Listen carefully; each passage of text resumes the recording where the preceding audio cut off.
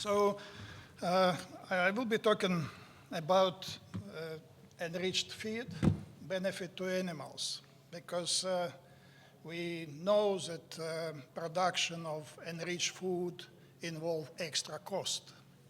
And now the question is, if those nutrients we try to enrich eggs will help to improve performance of birds, and if that improvement of performance will pay for extra cost.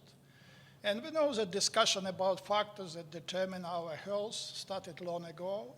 In fact, Hippocrates observed the relationship between health and food choices more than 2,500 years ago. But during the last 3 decades, it has become increasingly clear that the diet has a very important role in maintaining our health. So if we look today in our diet, it's very clear that there is a shortage of few different nutrients, and those nutrients are playing very important role in human health. Among those nutrients, today we already been mentioned omega-3 polyunsaturated fatty acids, which are mainly coming from the fish products, and we do not consume enough fish. Vitamin E, which is coming with cereals and vegetable oils. Carotenoids, major sources of vegetables and fruits, and of course, selenium, which today been mentioned a few times. And now the question is, what is the role of poultry industry in improving human diet? And we know that eggs and meat are ideal delivery systems for solving our aforementioned problems with deficiency of several nutrients, because these products are consumed regularly, they are consumed by a major part of population, and we have a technology to manipulate the composition of those products, I mean eggs and meat, which means that eggs can be enriched with omega-3 fatty acids, with vitamin E, carotenoids, and selenium. At the same time, meat can be enriched with omega-3 fatty acids and selenium. So all new existed in the past. So if you look at this paper we published more than 20 years ago, we proved the point at that time that the enriched egg can be placed in the category of functional food to improve human diet, to improve human health. And today, if we look at the supermarket shelves in different countries, we can divide those enriched or design eggs in 2 major categories, omega-3 enriched and other nutrients enriched. And if we look more specifically on omega-3 enriched, we have 2 options, linolenic acid enriched and DHA enriched. Okay, linolenic acid is the easier one, cheaper one. Easy one because there are plenty of sources of linolenic acid. But the problem is that most health-promoted properties related to omega-3 fatty acids related to DHA. And linolenic acid, yes, it's converted in the human body into DHA, but efficiency of conversion is comparatively low. Therefore, when you enrich with DHA, you invest more money, you face more problems with fishy taste because you need to choose very high quality of product which is not oxidized. Oxidation DHA gives a fishy taste. And if we look at the other nutrients, vitamin E enrichment, selenium enrichment, and lutein enrichment, these are reality. Now, if we look at the omega-3 enrichment, and the most advanced, scientifically speaking, concept was the Columbus concept, which was related to the production of so-called wild-type food. The food which was consumed by a human being many thousand years ago, so-called Paleolithic diet. And in that food, the ratio between omega-3 to omega-6 was 1:1. Today, we have 1:20. So we changed that ratio, and we know that omega-6 fatty acids are promoting inflammation, omega-3 decreasing inflammation, and this disbalance is a very, very important danger. And we published this chapter in the book, simultaneous, showing that we actually can enrich simultaneously eggs with omega-3 fatty acids with antioxidants. Unfortunately, on the big scale, the Columbus concept did not succeed. Now it's only on the Belgian market, but the science which was done behind it, it's still there, and omega-3 enriched fatty acid eggs are on supermarket shelves. But my talk is more about if those nutrients which we are supplying to birds can have a benefit for birds themselves. So this is a meta-analysis, most recent one, 2022. And if you look here, feed intake, egg production, feed conversion, egg weight, egg yolk weight are not, are not affected by omega-3 fatty acids, which are supplied with the diet. And the benefit of those sources of omega-3 fatty acids for laying chicken in dosage which are used to enrich actually is not well proven. Okay, there is a possibility that omega-3 fatty acid can improve immunity of those birds, but no more research is needed. At the same time, there is a danger that actually negative effect could be expected when the sources of omega-3 fatty acid are oxidized. Next one is vitamin E, and it's a favorite for me because 45 years of my research was related to this vitamin. We know that the daily requirement in vitamin E is about 15 milligrams for human, but in many cases we do not have those 15 milligrams. Therefore, the opportunity to produce vitamin E enriched eggs is very important. And this study, what we showed here, that we can very quickly increase the concentration of vitamin E in the egg yolk. And you can see in 2 weeks' time, we get increase, let's say, 10 times. And in general, we can produce eggs, which one egg will have those 15 milligrams of vitamin E. Another question, how much it will cost. These graphs also show very clearly that once you excluded vitamin E from the diet, the level of vitamin E in the egg yolk dropped very quickly, which means that there is no good reserves of vitamin E in the body of laying hens, and you need continuously supply vitamin E. Okay, we did more research on vitamin E showing that we can increase even more the level of vitamin E, but the conclusion is that yes, vitamin E itself is a very important antioxidant in the body of laying hens or broilers, but enrichment is extremely price sensitive because vitamin E is an expensive pleasure. In stress conditions like heat stress, yes, vitamin E can help, but generally speaking, more and more data accumulating about the role of redox balance. And we know that extremely high doses of vitamin E can actually destroy redox balance and potentially could have negative effect. Next one are carotenoids, nice colors in nature.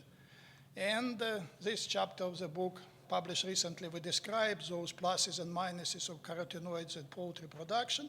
But the major conclusion, yes, the opportunity to manipulate the level of carotenoids in eggs is there.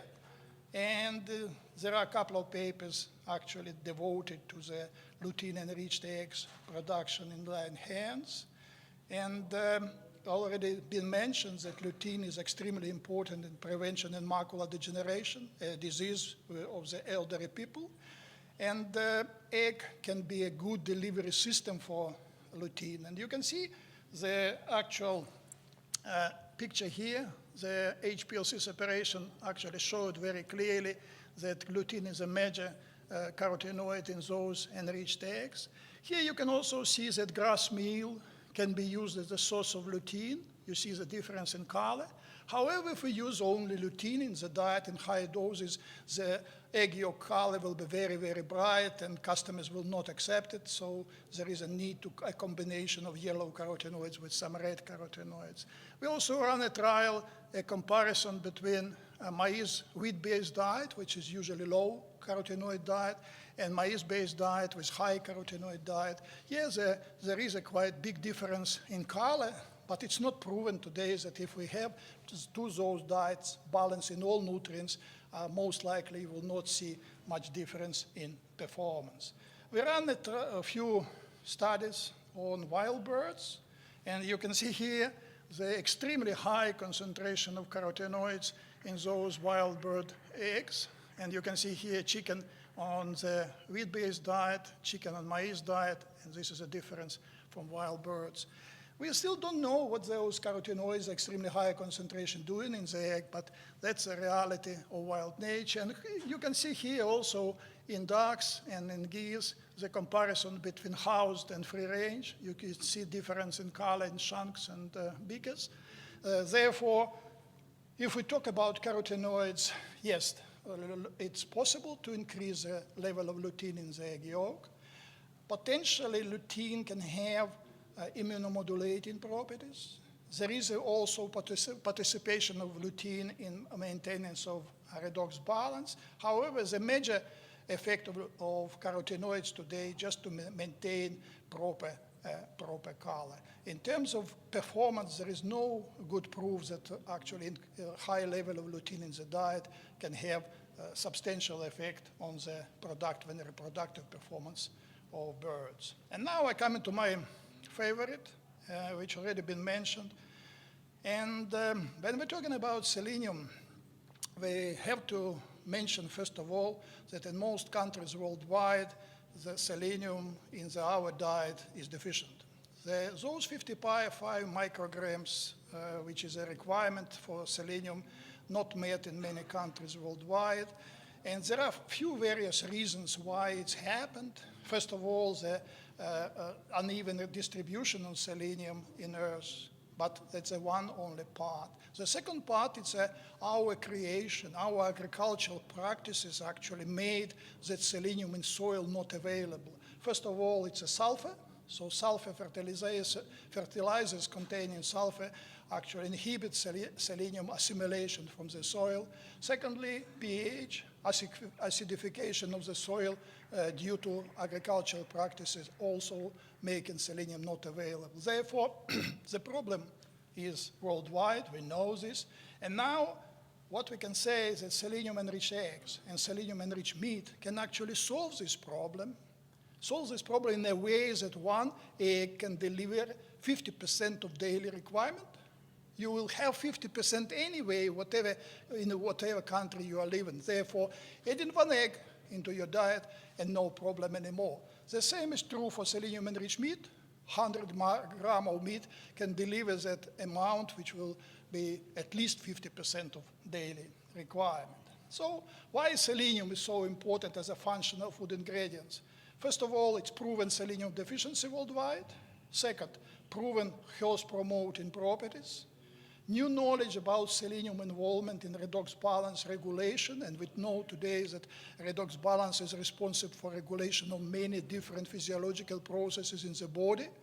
And most importantly, the development of new sources of organic selenium, which can actually be transferred from the feed to the egg and to the meat. The problem is that selenium on the market is for a long time, from 1974 when first was approved. But approval was for sodium selenide. And sodium selenide in that form is not transferred to the egg, is not transferred to the meat. This means that whatever dosage of sodium selenide you use, you will not produce selenium-enriched food. Therefore, in this case, the development of organic selenium sources based on selenium methionine actually giving a tool for producer to produce selenium-enriched eggs and selenium-enriched meat. Simplicity of technology. Simplicity is in a way that you add in that selenium anyway. You add in 0.2, 0.3 ppm of organic selenium for layers or for broilers, and that's a normal technology. But if you look at the concentration which you get in the egg and the meat, you can easily put the label enriched because the concentration increased anyway. And commercial success, previous speakers already showed some pictures of selenium-enriched eggs on the market. But I will be talking about effect on the chicken. And before I talk about effect on the chicken, I need to mention the development of organic selenium concept. The organic selenium concept, which I've been involved in development for 20 years, based on understanding that selenomethionine is a major organic selenium form, which actually, when chicken consume it, partly can be non-specifically incorporated in proteins. And by doing so, selenium reserves are built, which means that increased selenium concentration in muscles, for example, builds those reserves of selenium which are needed in stress conditions. When feed consumption goes down, selenium requirement goes up, and that's a critical period of time. And in this critical period of time, those reserves can be used. So if we look at the effect of organic selenium on broilers, layer, and breeders, there is plenty of evidence that there is a positive effect. In terms of broilers, it's improved immunity and chicken health, improved gut health, and of course improved meat quality. As for layer, we are talking about maintained beta egg production in aging birds, improved egg freshness, improved egg shell quality, and of course the label Selena eggs. So let's look more specifically what we have to prove that what I told you is true. So this is a first trial I would like to describe, which was done in China with COB 500 broilers. 3 different sources were used: sodium selenide, seleno yeast, and hydroxyselenomethionine. They were used at 0.3 ppm. The same bird were challenged with high stock density and heat stress, so they were under the stress conditions. And what we can see in terms of results, you can see here FCR, actually hydroxyselenomethionine significantly improved FCR. In this case, seleno yeast stay in between. If we go further and look at the accumulation of selenium in the muscle, you can clearly see the difference. The highest accumulation was due to hydroxyselenomethionine. And if you look at this 200, if you take 100 grams of this meat, you will have 29 micrograms of selenium with this portion of meat, which means it's more than 50% of daily requirement. That's what we are looking for. At the same time, this high concentration, that's the reserves I'm talking about, those reserves which are helping birds to overcome stresses. And we know that poultry production is always associated with some kind of stresses, and therefore this is a protection for the bird. If we look at the one more point, extremely important, that organic selenium strengthens the gut barrier.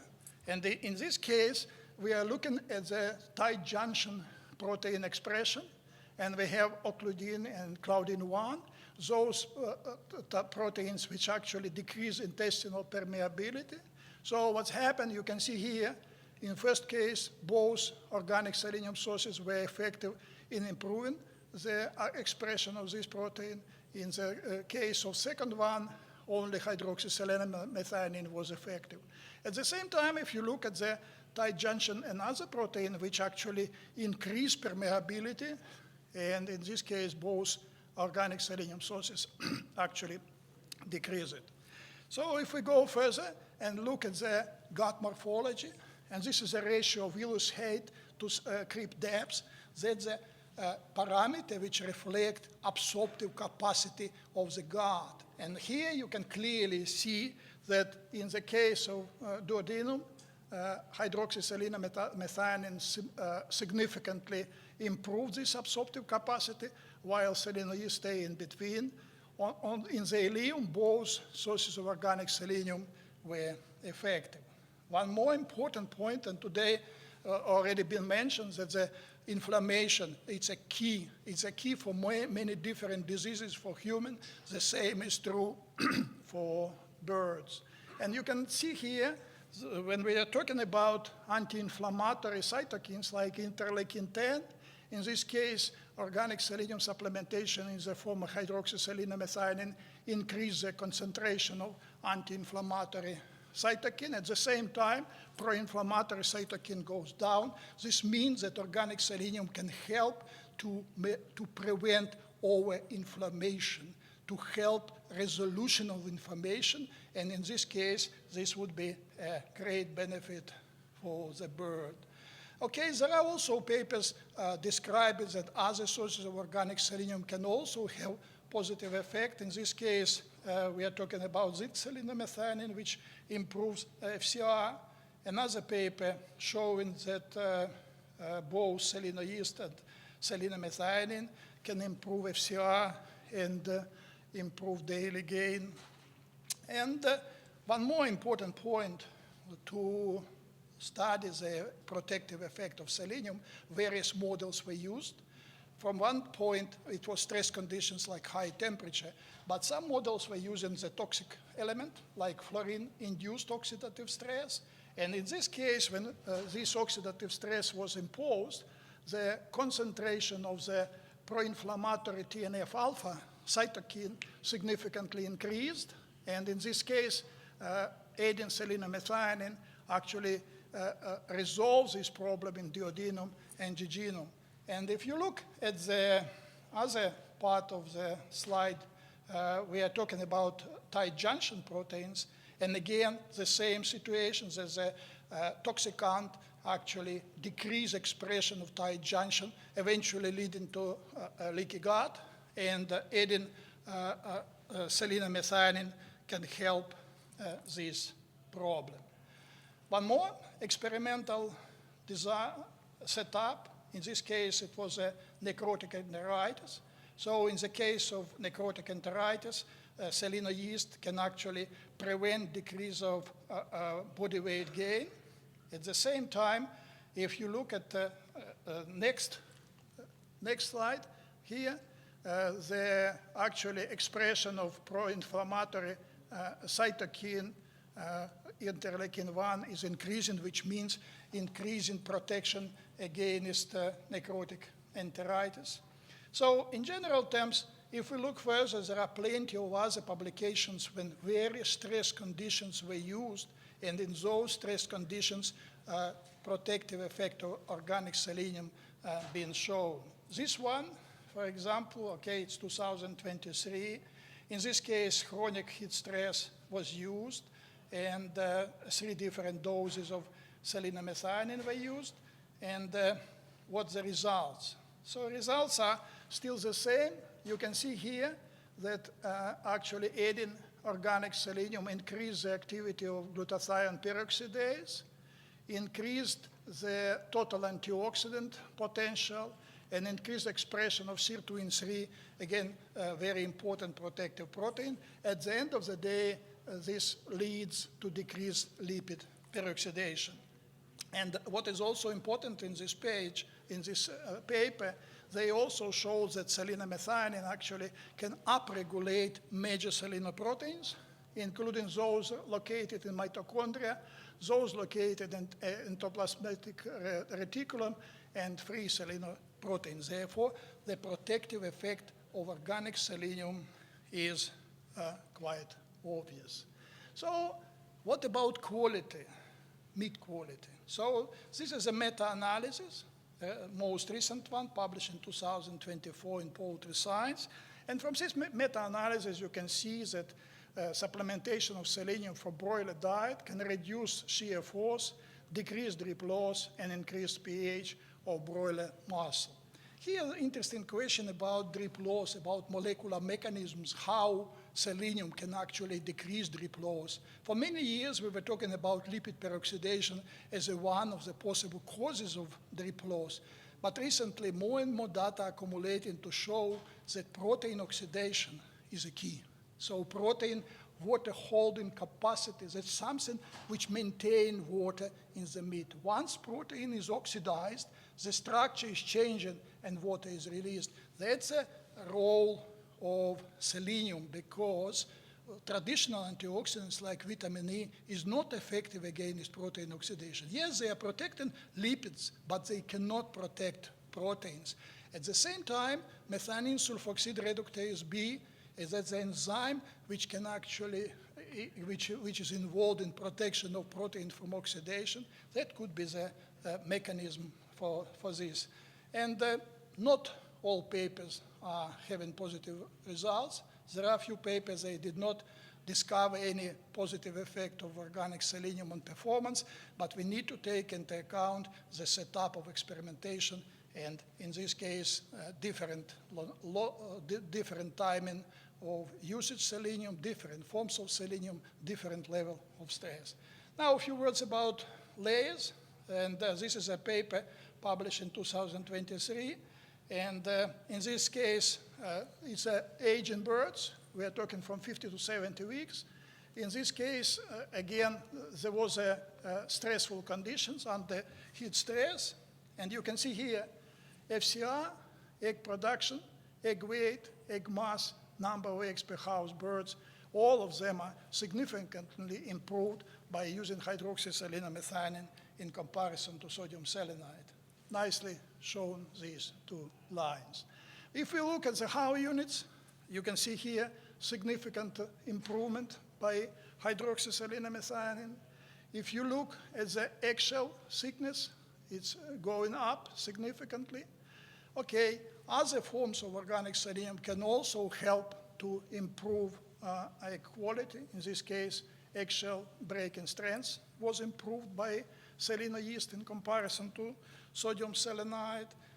One more paper which actually used different sources of selenium, sodium selenide, seleno yeast, and selenamethionine.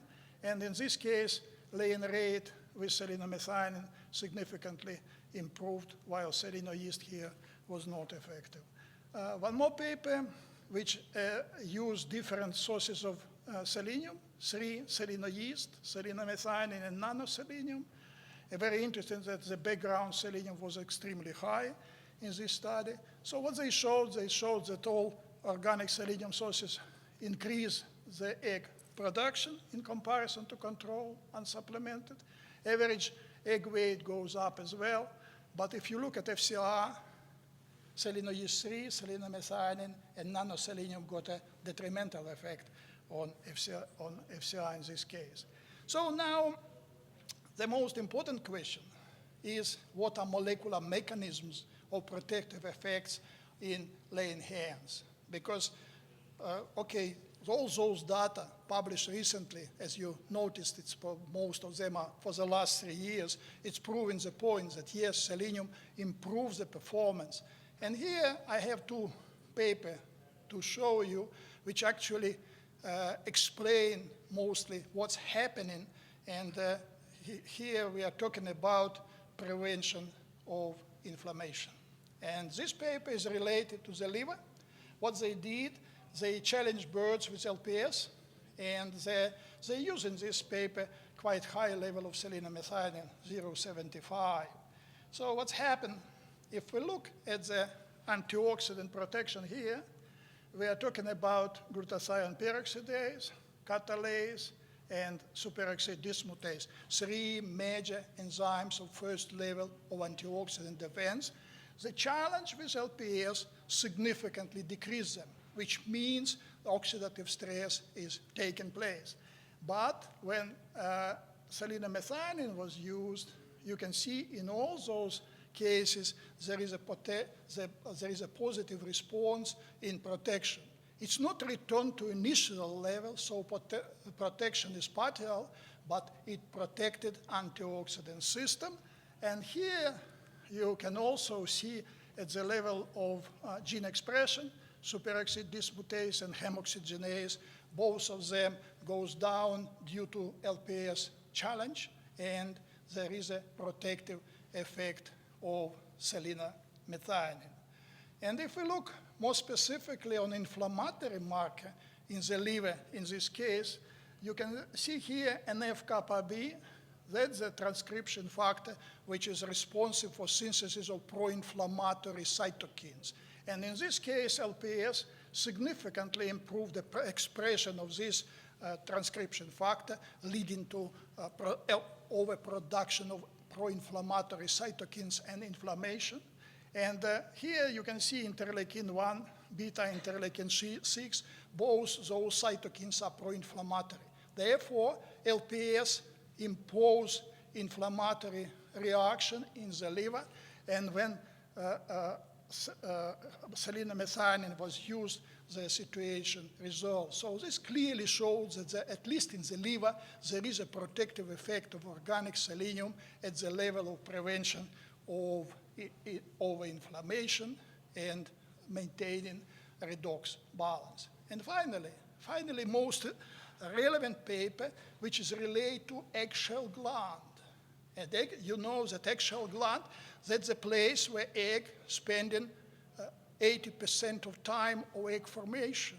So for those 16 hours where egg sitting in the eggshell gland, eggshell is formed. And if inflammation is taking place in the eggshell gland, the egg can stay there longer. So if the egg stay for 10% longer, you will lose 7% of egg production. At the same time, the formation of shell is a very sensitive process, and the inflammation there can actually affect the formation of the eggshell, and you will lose the quality.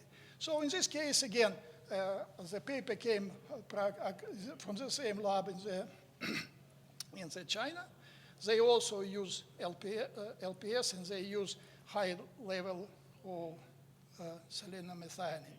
So you can see here practically the same picture like in the liver, but in eggshell gland. So the activity of antioxidant enzymes, glutathione peroxidase, and superoxide dismutase and catalase goes down, similar to the liver, and adding selenium methionine actually prevent, at least partly, the change. In this paper, it's also interesting, they showed that LPS decrease expression of NRF2, and NRF2, that's a transcription factor which is regulated synthesis more than 200 different antioxidant molecules, and therefore this explains how antioxidant system is compromised.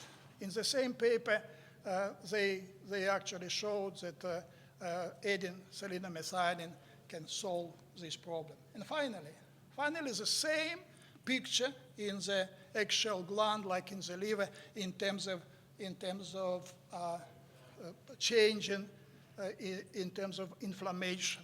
So here we are talking about TNF-alpha, interleukin-1 beta, those pro-inflammatory cytokines. You can see they increased in the case of LPS treatment, and selenium methionine improves the situation. The same is true for NF-kappa B. Therefore, the conclusion is very clear. In this case, we are talking about anti-inflammatory properties of organic selenium, which is helping to maintain health of the birds. So healthy food from healthy birds. So we're coming to the end. And one more paper just to confirm that, for example, hydroxyselenium methionine in in vitro system with macrophages showed very clear anti-inflammatory effect, which again decreases the expression of pro-inflammatory cytokines. Okay, not all papers are showing positive results. There are some unsuccessful attempts to improve performance of birds with organic selenium. But coming to the conclusion, the whole idea is that those omega-3, vitamin E, and carotenoids, which can be used for enrichment of products, there is no proof, good proof that they can improve performance. On the other side, we have selenium in organic form, which at the level of supplementation 0.2, 0.3 ppm can improve quality and improve and produce enriched product. And therefore, by improving performance, potentially producer can get money back, and the label enriched will be free of charge. And that's the most attractive idea. And I've been involved, for example, in development of selenium enriched eggs in Malaysia, and they spend a lot of money for marketing. I've been giving lectures in Malaysia for general public. So education of the public was a first step to accept those eggs. So there is an opportunity around, and organic selenium sources, as I mentioned, which were developed recently, let's say for the last 20 years, they gave producers that tool which is needed, and it's just a matter of time when I will see Salino meat, Salino egg, Salino pork, Salino milk on the shelves. Okay, there are plenty of restrictions in terms of regulation, but I hope they will be overcome. So the customer go to the same shop, buy the same product, never thinking about selenium, eat as usual, cook as usual, and they meet selenium requirement. And we are really what we eat, especially if we eat that caviar with big spoon. We know that diet cures more than Lancet, and I thank you very much for your attention.